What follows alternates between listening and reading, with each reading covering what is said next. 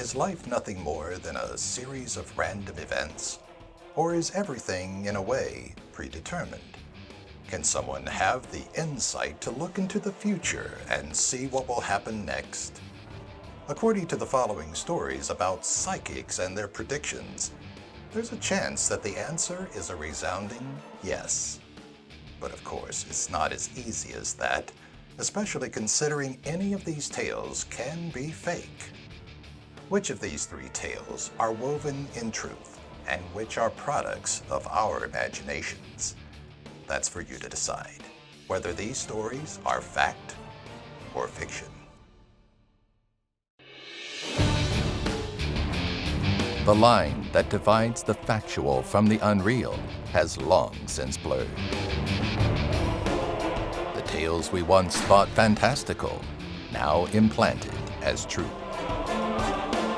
To decipher verity from the imagined, you must break from the ordinary and consider a universe where the outlandish prevails. Can you expand your mind to see beyond our perceived reality? Can you decide what's fact or fiction? Are psychics solely for entertainment? Or do they have some latent ability to foresee the future? If you ask Jacqueline Walsh, she'd likely attest that there's some truth behind what they say. After being pressured by her girlfriends to go, she gave in one day and sat with Madame Tanya. It was an hour of her life that she would never forget.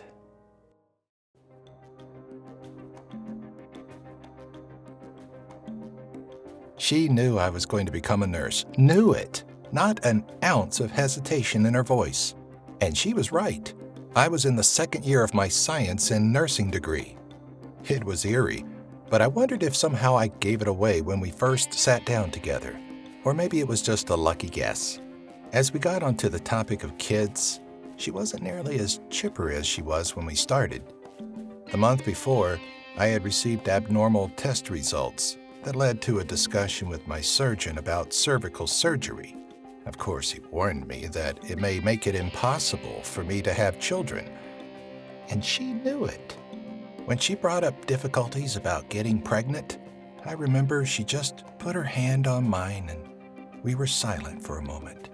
The air was already heavy, but when she told me to ask her a question, I didn't even hesitate to ask if my boyfriend and I would stay together, kind of testing her. We had such a good relationship, I didn't doubt that he was the one.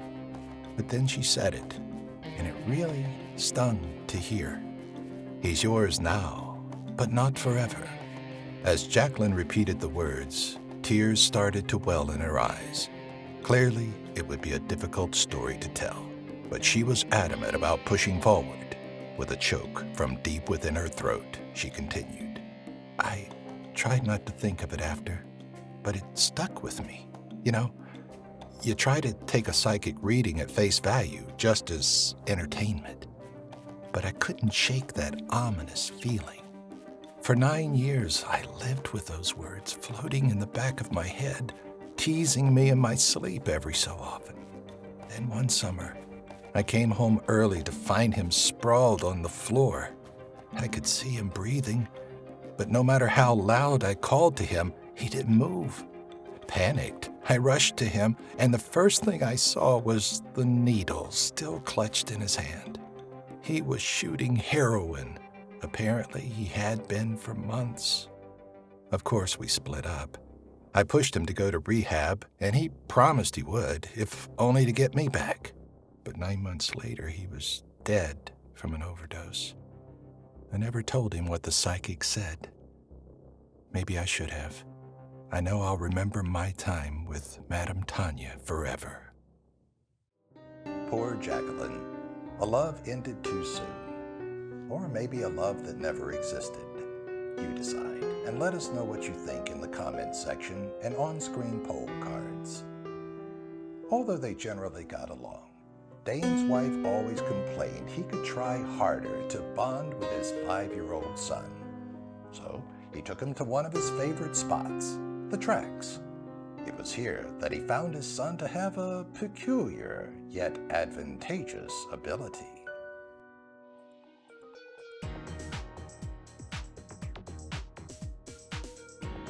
When Dane first sat down, he did so with a glimmer of excitement in his eye. He was anxious to tell his story, so much so that he skipped the formal introductions and got right to the point. It's not that I didn't get along with Bentley, we just enjoyed different things. But when my wife implored me to spend more time with him, I figured we could bond over something I really enjoyed. The tracks were pretty quiet that day. Before we even got there, I knew who I wanted to bet on: Black Pearl. Yeah, it's a cheesy movie reference, but boy did he live up to the legend in the film. He was a favorite, and the payout wasn't going to be grand, but it was typically a guaranteed win.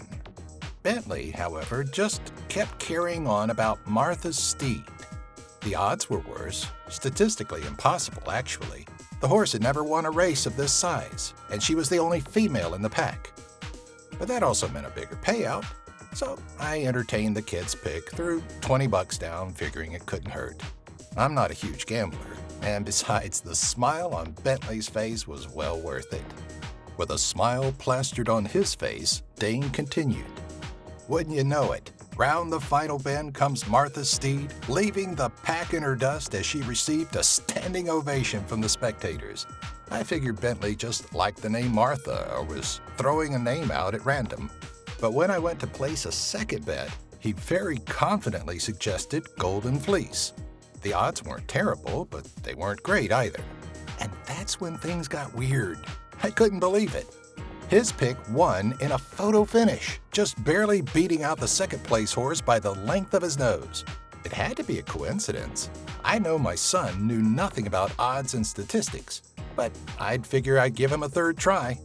He chose, I bet, and from a third race, I walked away a winner, and then a fourth, a fifth, and finally a sixth bet. All underdog picks, and all without hesitation. There was still a race or two left, but it was already getting late, so we decided to call it a night. Once we got back home, I talked to Bentley about our night at the tracks. I asked how he knew which horses to pick, and all he could say was, I had a feeling.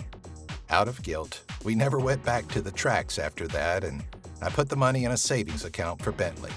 It probably didn't matter anyway. I've since asked Bentley to make friendly predictions, and all he says is, I don't have that weird feeling anymore. Is it impossible to believe that someone like 5-year-old Bentley could correctly predict 6 underdog bets in a row? What are the odds that all 6 favored horses all lost that day? Perhaps Bentley overheard other people who had insider tips talk about the horses beforehand. While you debate in the comments section about the validity of this story, let's introduce you to Julia Chen. She went to a local psychic seeking answers about her career.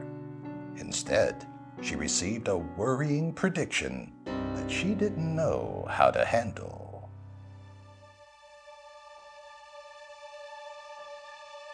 It wasn't the ideal place to live, but Julia couldn't afford much else, at least not on the small salary she was still earning. 5 years of dedicated service, and there didn't seem to be any reward in sight. Not a promotion, not a holiday bonus, nothing. That's when she decided she needed a second opinion on her career. Her family was out, all far too wrapped up in their perfect lives to pay any mind to Julia. Her friends were worse off, and not ones that should give out advice. So she turned to the only thing she could think of. Chip Frazier had opened up his shop years earlier, but Julia never had much of a need for a psychic. But finally finding herself lost, she caved. Her first visit to Chip was more of a warm-up. She started easy on him, and he delivered, warning her to watch her back right tire 2 days before it blew on her. Knowing he knew what he was doing, Julia returned, this time ready to ask the question that really mattered. I just feel like I'm stuck. Do I stay? Do I go? Do I have any future at my job anymore? It was a reasonable question, one that Chip had heard many times before. So he did what he did best and listened to the world around him, pinpointing what was relevant to Julia's life. It was her career that she came to him for, but he would send her off with something much different. Though he had much to tell her, something struck him as concerning. "I hear water in the walls of your apartment." Chip had said a lot during their second session, but that was all Julia could latch onto. What did he mean by water in the walls? Was it code for something? Julia went about her business as usual, eventually letting Chip's strange vision fade. Then, 2 months later, she found out what he was referring to.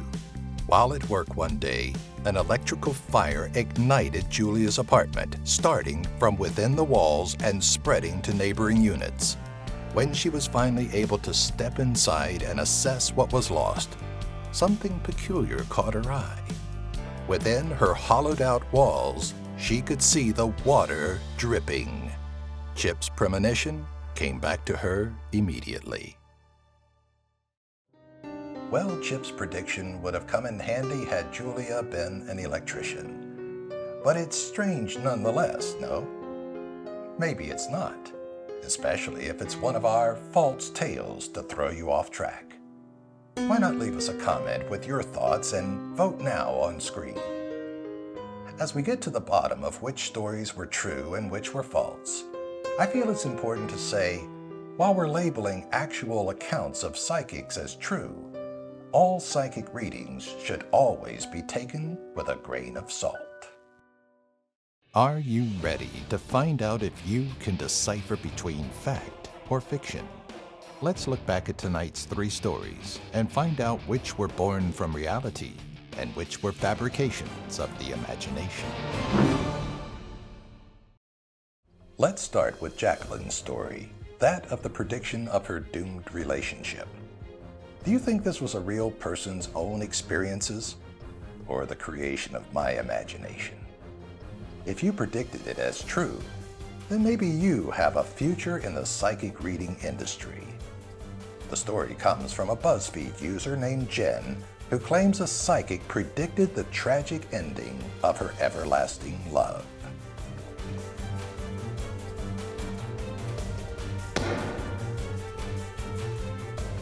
How do you feel about the story of Bentley and his winning streak? Do you think this is your typical story of beginner's luck? Sorry, there is no Bentley. This story was penned by our own writers.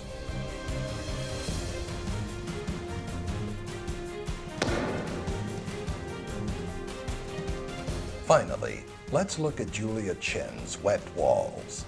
Was Chip's prediction real, or something we had fun throwing together? Would you believe it if I said this came from another BuzzFeed user?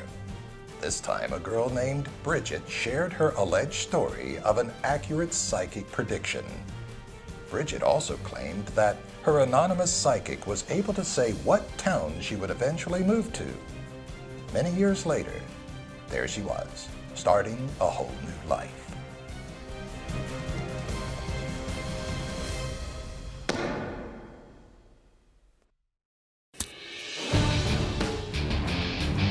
How well did you do in tonight's video? Did you look past the deception of our world and define the off-blurred line that struggles to separate lies from the truth? Let us know in the comment section below. And should you find the urge to test your perceptions again, be sure to subscribe and join us next time when we ask you to decide what's fact or fiction.